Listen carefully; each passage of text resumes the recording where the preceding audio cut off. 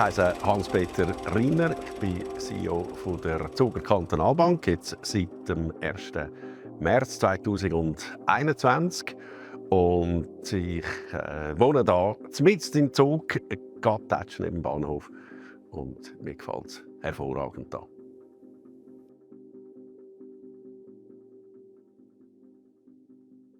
Ja, mal, ich habe das sehr hautnah in dem Sinn erlebt. Im 2013 war das. Da hat mich ein gewisser Wenz Casares kontaktiert. Der Wenz Casares ist, glaube ich, eine bekannte Grösse, bekannter Name in diesem Umfeld. Er ist ein Internetpionier und eben dann auch in das Kryptogeschäft eingestiegen.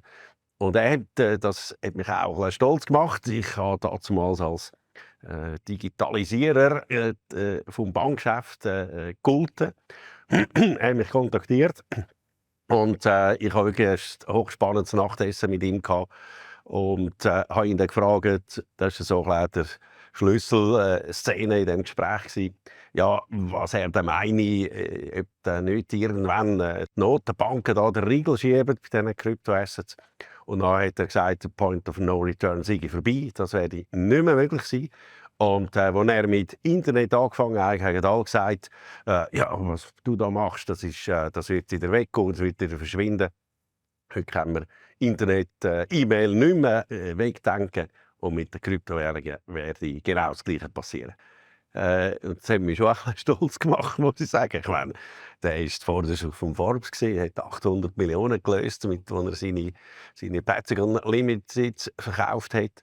Und er wollte mich kennenlernen, wollte von mir wissen, was muss ich machen. Ich wollte eine Firma gründen, die eben Zahlungsmöglichkeiten mit Kryptowährungen anbietet, eben in einer Phase, wo die Skepsis gegenüber dem Thema noch riesig war hier in der Schweiz.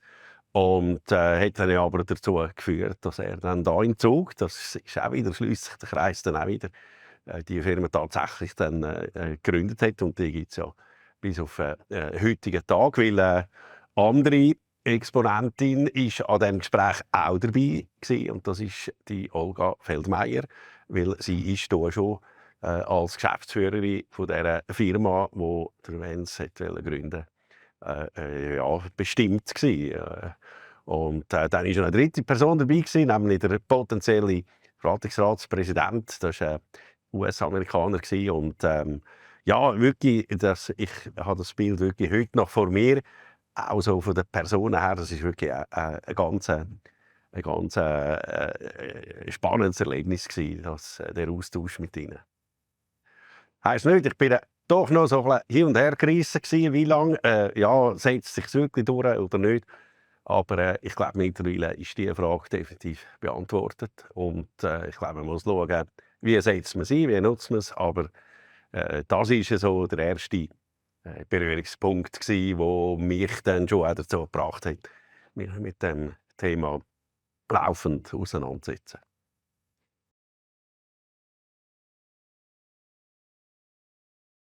Warum haben wir und ich da noch nichts gemacht? Eben die Skepsis ist sicher auch jetzt in den Entscheidungsgremien, in den Verwaltungsräten von den Finanzinstituten sehr, sehr hoch gewesen gegenüber diesen Kryptowährungen. Und eben, das ist das, was ich vorhin gemeint habe, so ein bisschen hin und her gerissen. Ja, hat jetzt der Wenz recht oder haben jetzt gleich die anderen recht? Weil vor allem Bitcoin ist ja dann immer wieder so ein bisschen in Kritik gekommen. Ja, wird noch gebraucht von Erpressern, von Verbrechern.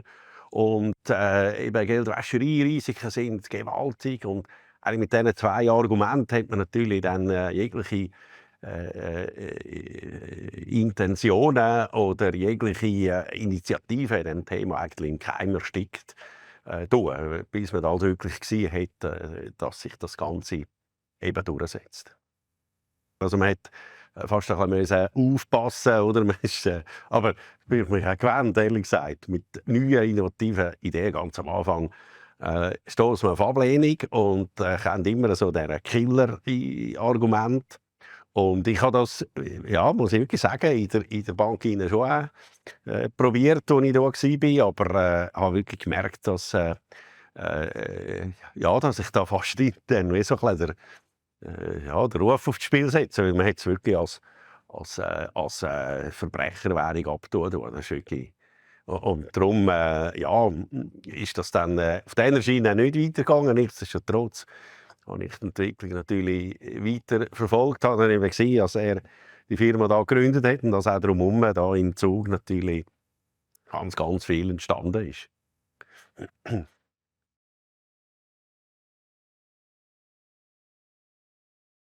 Ja, nein, eben dort habe ich dann eben wieder einen Innovationsschritt probiert. Und zwar wirklich mit der Geschäftsleitung und mit ausgewählten Leuten in der Bank hinein. Und mit einem externen haben wir einen Workshop gemacht. Ich weiss ja auch noch, wenn es gestern gewesen wäre. Und das an einem Zeitpunkt, wo das noch nicht, ob es noch gar nicht gibt, weiss ich nicht. Aber die Idee war, wir wollten Diamanten tokenisieren. Oder? Und erstaunlicherweise ist dann die Idee nicht an der Technologie oder am Umsetzen gescheitert, sondern was uns am Anfang nicht bewusst war, der Kurs der Diamanten war viel zu volatil, um das danach, oder die Idee wäre, als man an den Privatkunden die Möglichkeit anbieten, dass sie im Diamantenmarkt teilnehmen und dann investieren. Und wir haben es dann eben nicht umgesetzt, wegen dem. Aber es hat natürlich einen unglaublichen Lerneffekt gehabt. Wir haben ganz viel gelernt. Und ja, auch das ist halt in dieser Aufbruch, in dieser innovativen Stimmung, wo dort geherrscht hat, wo wir da bei uns eben jetzt, zum Glück auch wieder haben, hat das einfach geholfen, das Thema zu verstehen.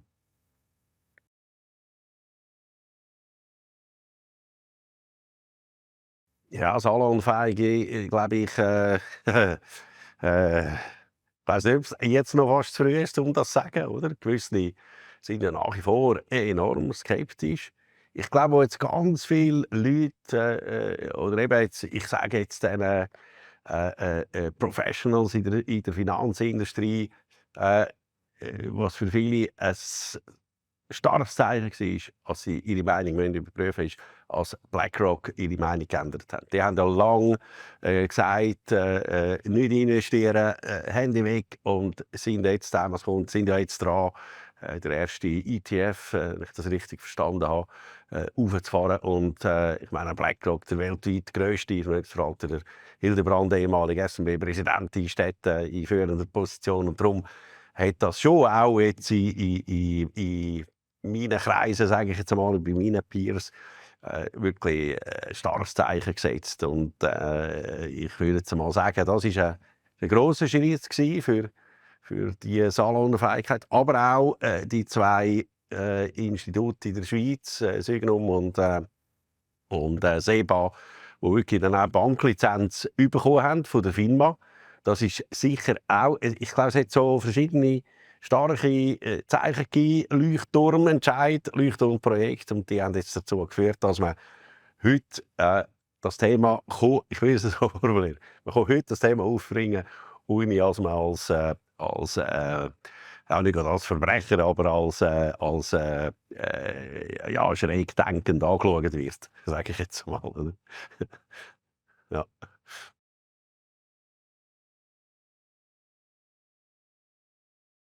Ja, was vielleicht dort noch ein spezieller Link in dem Sinn war, ich bin vorher, bevor ich hier hinkomme, Verwaltungsrat bei Finova.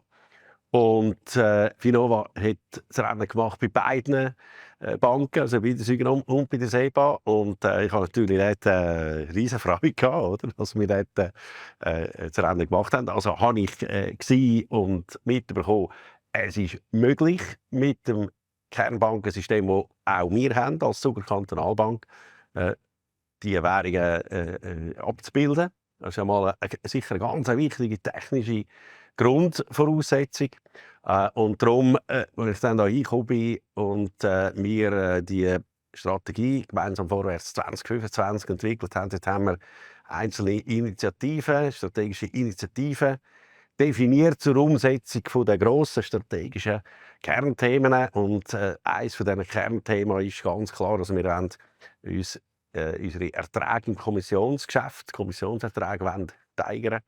Und das ist ja direkt eigentlich die Vermögensanlage im Vermögensverwaltungsgeschäft.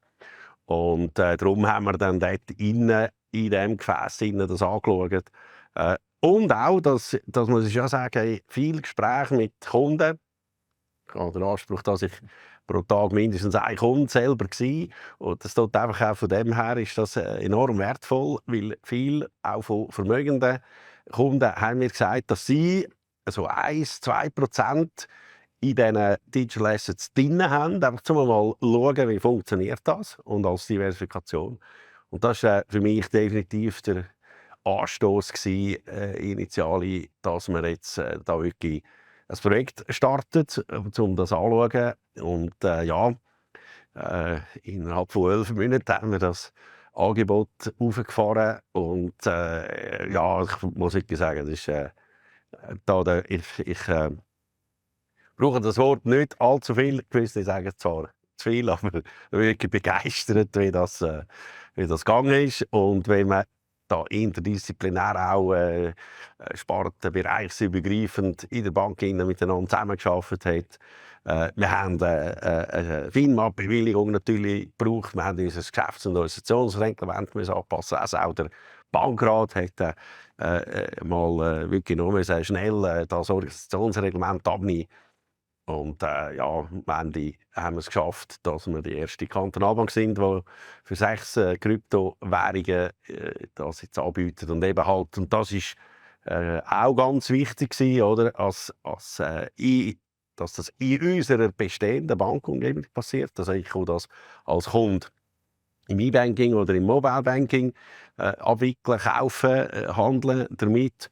Und es wird dann auch im Depot abgebildet, ganz normal, wie wenn es Aktien oder eine Obligation wäre. Und um einen Schlüssel muss ich mich nicht kümmern. Und ich glaube, das ist da der grosse Wurf, wenn man so sagen kann, den wir machen können.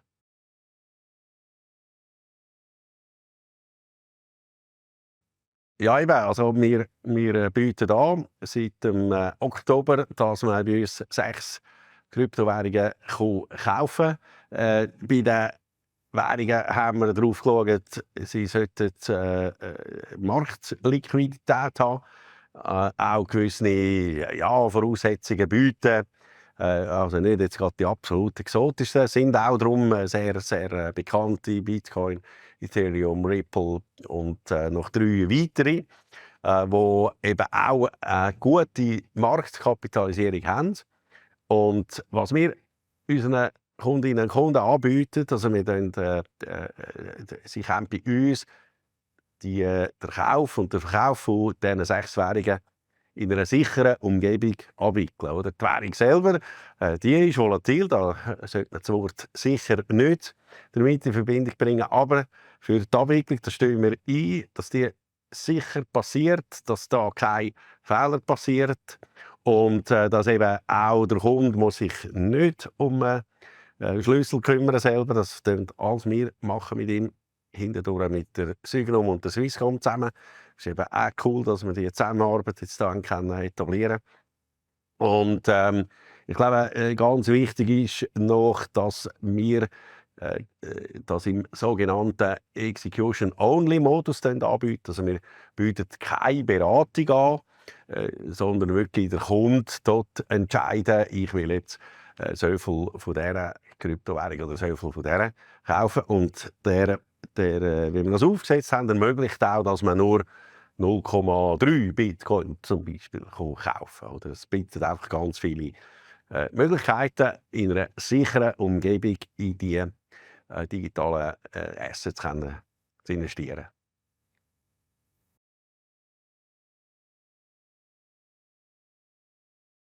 Ja, also eben, wir haben wirklich auch mit Kunden geredet, Kunden befragt auch. Wir haben eine Kundenbefragung gemacht, auch bezüglich der Währungen, welche wir da sollen nehmen. Und was dann auch noch dazu kam, ist, wir haben intern einige Mitarbeitende, das ist eben auch so eine coole Geschichte, die sich auch von sich aus dem Thema intensiv auseinandergesetzt haben, sogar teilweise Weiterbildungen gemacht haben, obwohl sie nicht jetzt 1:1 im Job das brauchen. Aber durch das hat es einfach auch intern eine gute Meinungsbildung gegeben, was wäre jetzt das richtige Angebot.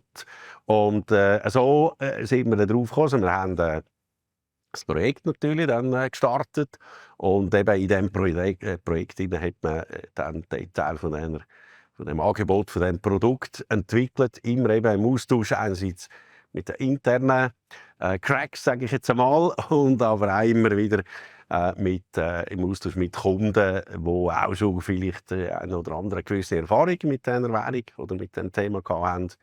Und ja, so ist das entstanden. Und eben parallel natürlich, es heisst ja auch Digital Assets, darum ist es schon zu weiten Teilen ein Digitalisierungsprojekt gewesen. Hat ganz viele Schnittstellen auch gebraucht. Und das ist dann immer auch wieder eine Herausforderung. Also, wir hätten eigentlich sogar noch ein bisschen früher wollen am Start sein, aber eben dann halt mal bei einer Firma, die die Schnittstellen müssen bauen musste, haben die Ressourcen gefehlt, genau in dem Moment. Oder eben, wir haben noch die Bewilligung unbedingt gebraucht von der FINMA. Das braucht dann halt das am Schluss noch ein bisschen mehr Zeit, aber allzu viel später sind wir dann nicht am Start gewesen.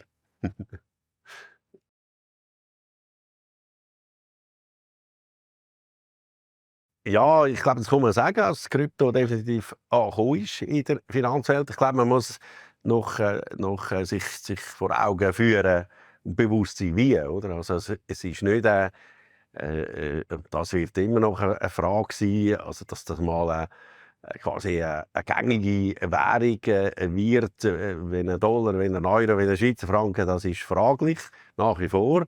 Aber es ist eine Anlageklasse zum Investieren und man muss sich bewusst sein, in was das man investiert. Man muss sich bewusst sein, dass der Kursverlauf volatil ist. Man muss sich den Risiken bewusst sein. Aber ich meine, nur jetzt, seit wir lanciert haben, das Angebot, wie hat sich der Bitcoin entwickelt, das zeigt natürlich auch auf, dass durchaus Chancen da sind. Und ich bin der Meinung, ein Spruch, der gilt immer. There's no free lunch. Also wenn ich bereit bin, das Risiko einzugehen, zu nehmen, dann habe ich wirklich auch die Möglichkeit, gute Rendite zu erzielen. Und wenn es eben eine Beimischung ist in einem Depot oder in einem Vermögen, noch so im kleineren Prozentbereich, dann glaube ich, geht man da nicht unkalkulierte Risiken ein und kann das eben machen, eben auch mal Erfahrungen sammeln. Und darum, ich glaube, das wird der Prozess, der jetzt angelaufen ist, weiter so passieren. Und darum wird das Thema dann schon, ja, ich glaube, es geht nicht mehr allzu lange, gehört es dann wirklich definitiv dazu und wird auch früher oder später in den Beratungsgesprächen ein Thema werden. Bin ich überzeugt.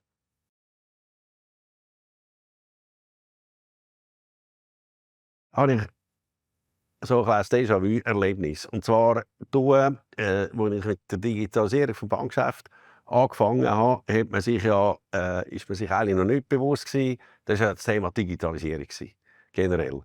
Und dort hat man, ja, gewisse haben gesagt, ja, es gibt eine Disruption, oder? Irgendwann braucht es keine Banken mehr, aber ich weiss nicht, ich glaube, der Bill Gates schon lange mal gesagt, oder wer auch immer, ich bin nicht mehr sicher, aber hat mal gesagt, Bankgeschäft wird es immer brauchen, aber Banken nicht.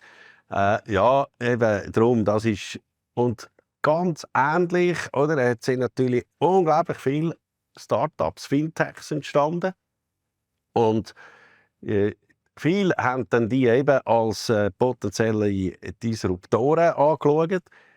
Auf der anderen Seite, ja, wenn der Wind von der Veränderung weht und man eine Mauer aufstellt, ist das vielleicht nicht so optimal. Besser ist, man stellt eine Windmühle auf. Und die war eben, als wir dann mit diesen Fintechs den Kontakt eben gesucht haben, Innovationsworkshops gemacht haben mit ihnen zusammen. Und da hat man voneinander kennenlernen, oder? Die haben ganz anders denkt, weil die haben ja, also, wo etabliertes Unternehmen halt hat, von der Organisation her, nichts gehabt. Die haben auf der grünen Wiese anfangen. Und das hat gegenseitig extrem gut getan. Und dort ist das eben auch passiert, was ich jetzt auch in diesem Thema Krypto Assets wieder feststellen, als man dann doch wieder zusammengeht, zusammenwächst. Weil Fintechs haben gemerkt, ja, ohne Bank früher oder später wird es uns nicht gelingen, den Durchbruch zu schaffen. Die Banken haben gemerkt, ja, wenn ich die als Feind anschaue, wenn ich mit ihnen anschaue, was haben wir für Chancen miteinander, ist das viel der bessere Weg. Und das passiert, meine ich, jetzt halt da auch wieder. Oder? Dass man nicht die als Gefahr anschaut, als eben, ja, die nehmen mir etwas weg, sondern als Chance, wenn man zusammen etwas macht oder eben als ihm zusammen sogar etwas Neues, wo man noch gar nicht dran denkt, auch jetzt vielleicht noch nicht, entstehen.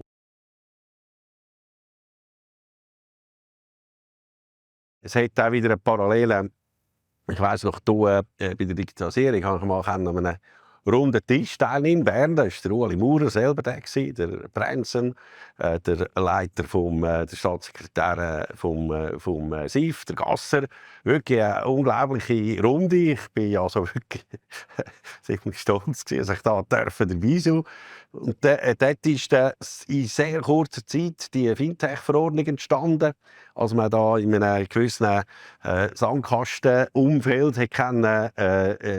mal ja, probieren ist fast ein bisschen übertrieben, aber einfach, als man unter gewissen Voraussetzungen nicht schon von Anfang an eine Banklizenz gebraucht hat. Das war ja dort das Thema gewesen.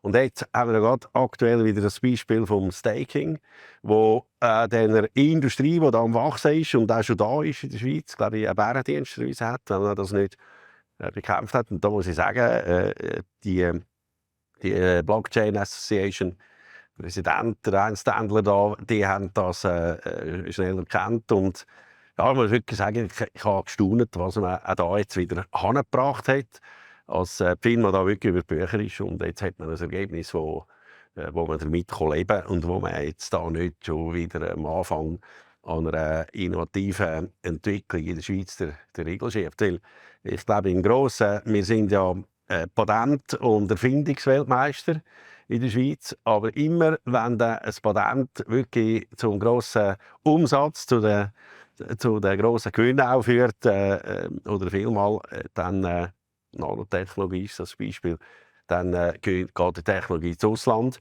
Und ich glaube, da müssen wir unbedingt darauf achten und eben achtsam sein, dass das jetzt da nicht passiert. Ich glaube, wir haben so viele Voraussetzungen, Top-Leute, top ausgebildete Leute, als wir eben ganz sichere IT-Systeme, ich glaube eben auch die ganze Infrastruktur ist bei uns so ausgebaut, dass wir da wirklich jetzt eine Vorreiterrolle übernehmen, aber wir müssen jetzt wirklich darauf schauen, dass wir die behalten können, weil die anderen Finanzplätze schlafen ja nicht. Das ist immer so.